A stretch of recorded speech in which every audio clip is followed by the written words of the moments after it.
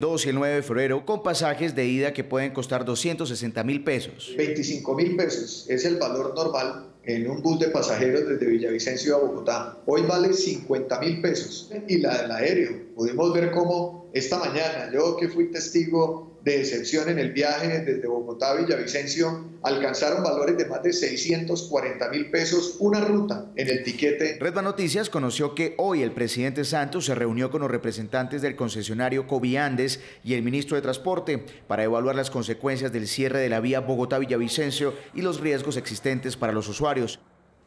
Bueno, pues aquí está sin duda el tema del día. Mauricio, buenas noches. Hola, Paula, ¿qué tal? ¿Cómo interpretar lo que está pasando aquí? Porque bueno, el ministro de Transporte ordena que se cierre la vía al llano, la verdad con unos argumentos que no eran ni muy claros ni muy sólidos, y ahora hace unos minutos el presidente Santos pues da una contraorden y dice que la vía al llano se debe reabrir inmediatamente. A uno lo que le queda después de ver todo esto es un sinsabor como de improvisación, Mauricio, con algo absolutamente serio como la seguridad de las personas que transitan por ahí. Mira, Paula, en las últimas 24 horas o incluso menos ha pasado absolutamente de todo alrededor de este tema de la vía al llano. Recuerden ustedes, y lo recordábamos en la nota, que ya había dos conceptos, uno de los interventores de la obra y otro de unos expertos, tanto estadounidenses como mexicanos, que decían el problema por el cual se cayó el puente de Chirajara era un problema de diseño. Y si era de diseño, pues la mitad que se cayó, si ese era el problema en la mitad que se cayó, por supuesto la otra mitad tenía que ser en ese momento ya derribada. Sin embargo, el concesionario Coviandes dijo, no, yo no lo voy a hacer, yo quiero oír mis propios expertos, y ante ese dilema fue que agarramos la historia en el día de hoy. Ustedes ven que los hechos se han sucedido de manera muy rápida. Ven la rueda de prensa del ministro, el ministro diciendo que se cierra a partir de hoy, que se cerraba a partir de hoy y se cerró durante el día de hoy la vía al llano, y que por lo tanto solo cuando ya el concesionario tuviera una respuesta acerca de qué es lo que iba a hacer el concesionario responsablemente, se podía abrir la vía al llano. En el transcurso del día, el presidente Santos llamó al ministro a su despacho de manera urgente, y en esa conversación, a partir de esa conversación y de discusiones con el concesionario, vino la contrainstrucción del presidente de decir, se abre la vía al llano y el concesionario me va a dar una respuesta, una solución en la que garantice que no está en riesgo ninguna persona. Entonces, en esta comedia de equivocaciones, ¿qué puede interpretar uno? Uno puede interpretar con riesgo a equivocarse, porque es que aquí toca leer lo que cada uno está pensando, pero algo que es más o menos razonable. ¿Exageró el ministro? Puede ser que sí, puede ser que no. El ministro dijo, yo no voy a poner en riesgo ninguna vida. Y ya tengo dos conceptos de expertos y de interventores que dicen, aquí hay un problema de diseño y el puente se puede caer.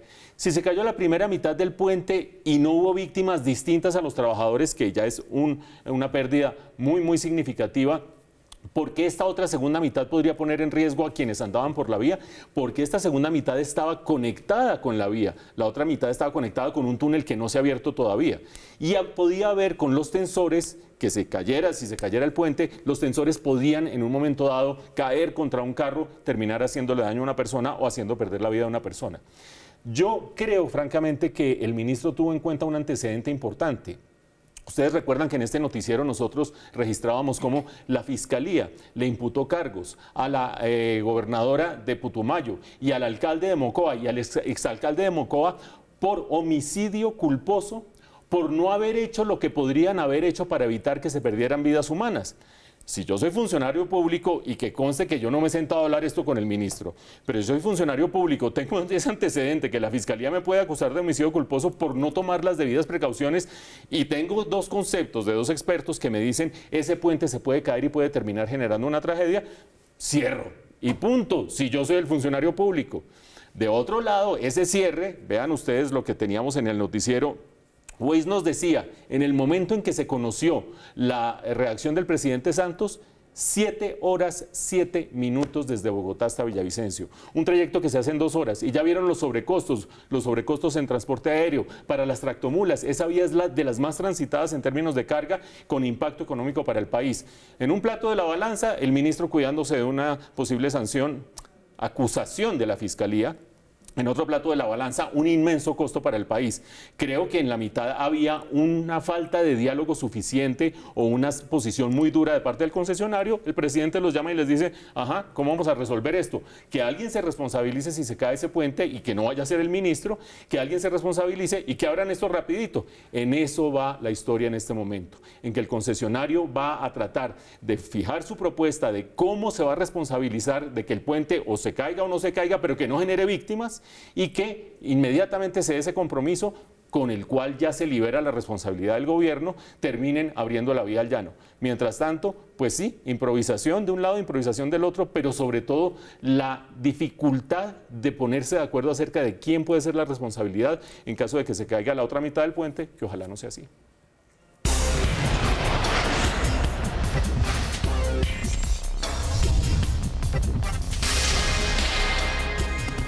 Regresó la encuesta polimétrica de cifras y conceptos en alianza con Caracol Radio y Red de Noticias para medir la intención de voto de los colombianos. Veamos los resultados sobre los aspirantes a la presidencia de la República. ¿Por cuál de los siguientes posibles candidatos presidenciales votaría usted? Sergio Fajardo, 19%. Gustavo Petro, 16%. Germán Vargas Lleras, 10%. Iván Duque, 8%. Humberto de la Calle, 5%. Marta Lucía Ramírez, 5%. No ha decidido el voto, 4%. Clara López Obregón, 4%. Alejandro Ordóñez, 3%. Piedad Córdoba, 1%. Juan Carlos Pinzón, 1%. Carlos Caicedo, 1%. Rodrigo Londoño Timochenko, 1%. Otro, 3%. Voto en blanco, 7%. Ninguno, 12%. Y ahora miremos los resultados de la consulta del Centro Democrático. ¿Por cuál candidato de la alianza votaría usted? Marta Lucía Ramírez, 39%. Iván Duque, 39%. Alejandro Ordóñez, 15%. No sabe, 5%. No responde, 1%. Gustavo Petro, 82%. Carlos Caicedo, 8%. No sabe, 8%. No responde, 2%. La encuesta de Polimétrica también evaluó la mirada de los ciudadanos a los partidos políticos. ¿Con cuál de los siguientes partidos tiene afinidad? No tiene partido, 46%. Partido Liberal, 12%. Centro Democrático, 10%. Cambio Radical, 6%. Partido Conservador, 6%. Partido de la U, 5%. Partido Verde, 3%. Polo Democrático Alternativo, 2%. Mira, 1%. Progresistas, 1%. Opción Ciudadana, 1%. Unión Patriótica, 0%. Fuerza Alternativa Revolucionaria del Común, 0%. Otro, 3%. No sabe, no responde, 4%. Bueno, Mauricio, hablemos de los resultados de esta encuesta. Creo que en un momento y en un tiempo ya interesante, porque las elecciones presidenciales están cada vez más cerca y de Congreso también.